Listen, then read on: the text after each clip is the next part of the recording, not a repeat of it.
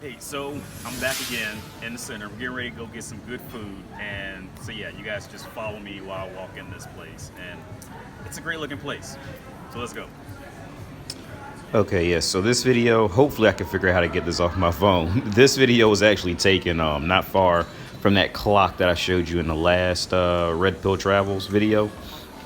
It's literally like right across the street, and we're getting ready to go to this fucking incredible fucking restaurant. Well, I love it because they make pizzas that I like and all that shit, and it's really in like a nice location. See, this is stuff that like American like when American women want you to spoil them, like they have no idea like shit like this exists, and then also it's not super fucking expensive too. Now we're in Prague, but it kind of looks like what you would think something that Italy would look like. But yeah, here we are. So I'm gonna walk in right now and tell you guys more about the food I chose this time. Okay, so here we go.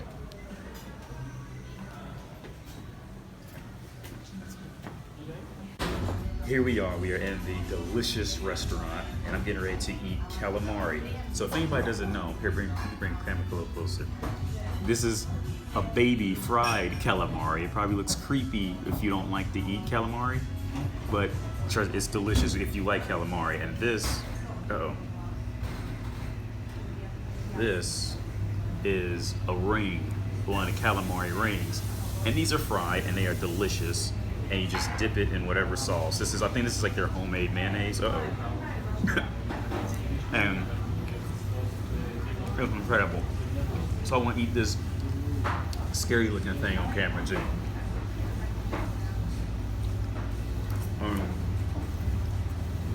This place has the best calamari I've had in Prague at this point. You can go ahead and show me your pizza too. Yeah, and that is. We would say mushroom pizza, but they say fungi pizza, yeah. But yeah, great place, man, great place. So yeah, that's it for today, and I'll talk to you later. Okay, yes, we just had the great food, calamari and pizza. Now we're going to head walking down.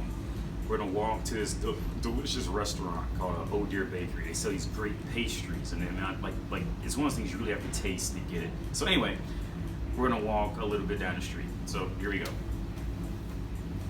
So this couple out here, I asked them before I went outside that, you know, they might get on the camera for my YouTube channel. They were actually very nice. This woman right here, I think she was from Slovakia, and the husband next to her, or the guy next to her, he was from Italy.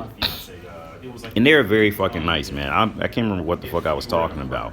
But, yeah, so they end up talking to the person recording, and we all just kind of hung out for a while. So I actually want to go into why. So a common topic that comes up is this. You know, people want to know, how do you move to? It usually comes from my from American watchers. They want to know, like, how do you move to Europe? You know, what do you do? Like, you know, the steps, blah blah blah.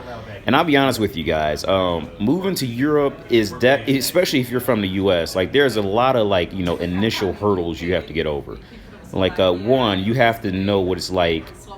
It's going to be a bit jarring to move to another place while English is definitely not going to be the first language in the room. Like, that was a hard thing for me to understand. That was a hard thing for me to adjust to.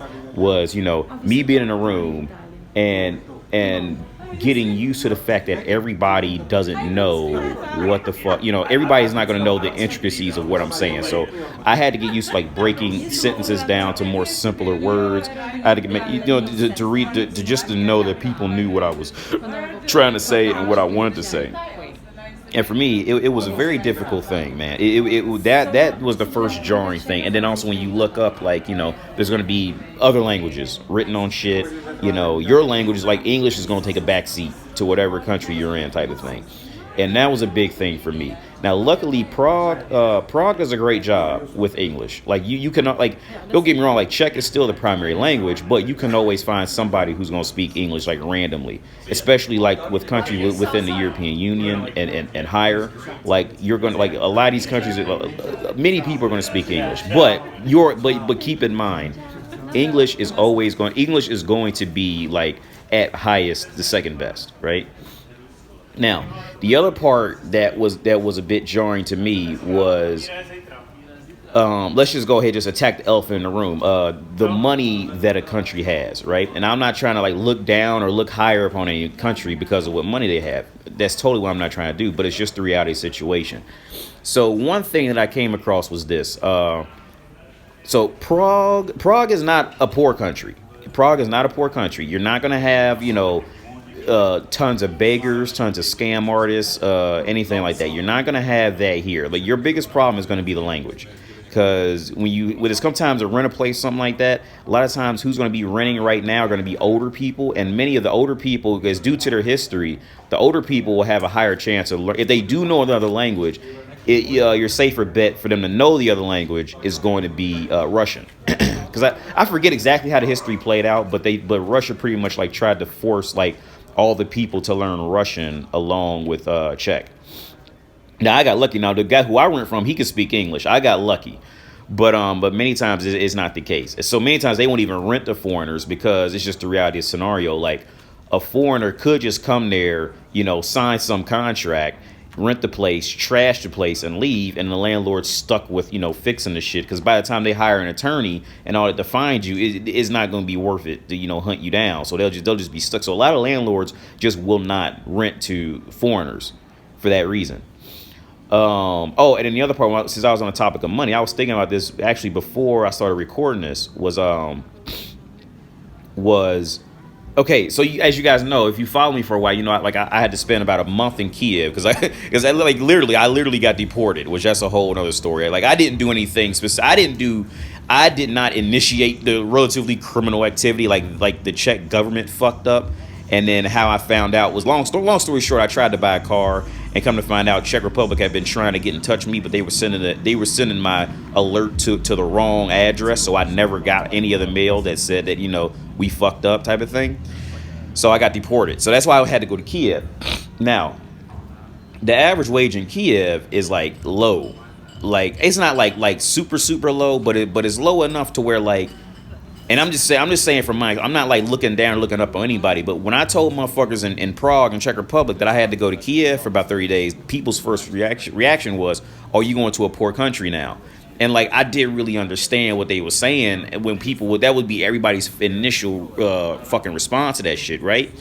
So when I go there, man, like I said, I'm not trying to talk down or talk highly or lowly about anybody. This is just my experience, like. How I said in the last live stream, how like Kiev, I got the vibe from Kiev like they are like the stereotypically bad African, like the bad stereotypes of African Americans of Europe. Like that was the vibe I got from the second I got off the plane. Like personally, because I'm African American and I've dealt with the different stereotypes of African American in North America. And I'm not joking. Like as soon as I got off the plane and dealt with the motherfuckers, like I felt like I knew what I was working with because I was I'm African American. I had to deal with different stereotypes, and it felt so fucking familiar. Like it felt so familiar. Like just how they move, they walk and talk. I knew I wasn't gonna have a problem because I seen it before. Coming from my demographic in America, like I had to come across it at some point. But so when you go to a country that doesn't have a lot of money, man, like. You're gonna come across, motherfuckers are gonna be more thirsty. Like the beggars are gonna fucking like. Okay, if this was in Kiev, it wouldn't be much to have a motherfucker like follow me down the street trying to get me to buy a fucking nickel rose. I'm talking literally follow me down the street like all this way, like trying to sell me something for $1. Like those motherfuckers, like they are like thirsty out there. So and the dilemma I had within myself. I'm trying to hurry up because I think the video's already come to an end. The dilemma I had with myself was this: like, do you get mad at the beggars or do you get mad at the country and the culture of people for letting this happen? Because now in Kiev, I went on this in a past video. Like I never seen so many Bentleys. I never seen so many I never seen so much luxury shit in my life. And I was walking around New York City and Los Angeles and Vegas, for a while. And I never seen so much luxury shit until I went to Kiev. And that was especially when it hit me. Like, yeah. These are N-words, like, because these motherfuckers, because it's reality. Because These motherfuckers, like you could just Google the average wage in a country. They don't. These motherfuckers don't make, like, if you make $1,000 a month there, like you doing something. So where is all this money coming from for these Bentleys? You see, like it's that bad stereotype of African American mentality where, like, if you're poor, like, you don't want motherfuckers to know you're poor, so you gonna go out and buy all this expensive shit that motherfuckers know you really can't afford, so you can throw off the scent that you're poor, type of shit. And that, but like, there, it was done to another degree, and it's also held, it's upheld because, I mean, one, it's just the nature of the business, man. Capital city screw over tourists, so they gonna get money from that. And then two, what Kiev has to its advantage is their bitches are on point. Like, they have beauty wrapped up, man. But like I said in the last live stream, like, their beauty, they beat that without even trying. But where they fuck up, it's that culture of being hungry for money that fucks them up. So yeah, this is actually a Wenceslas Square. I always fuck up how I said, but I'm getting ready to get off here because I think I'm ready to bring the video to an end. This is Wenceslas Square, and they're doing fucking construction now, but it's almost over. But yeah, so yeah, that's it, man. I'll let you guys go. Thanks for watching, and I'll talk to you later. Yeah, so